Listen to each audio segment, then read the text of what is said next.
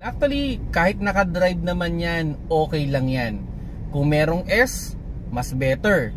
Kung wala namang ganon, kung meron niyang B or L, or kung meron namang manual mode dyan, lagay mo lang sa first gear, mas okay na ilagay nyo yan dyan. Kung stop and go lang naman yung takbo, mabagal yung takbo, mas okay na i-low gear natin. Kasi ang problema with automatic, pag naramdaman niya na gumagaan, dilalagay niya na kagad sa second gear. Ang problema, paano kung yung susunod na daan is mas ahon na naman, so mabibitin, so ibabalik niya na naman sa first gear. So para maiwasan natin yung pagkabitin ng ating automatic na kotse, kung alam naman natin na stop and go talaga yung kalsada, paahon, much better na ilagay na natin siya sa low gear para wala na experience ng bitin at para hindi na rin mahirapan yung ating makina. Kasi as much as possible sana ang takbo ng ating sasakyan ay smooth lang.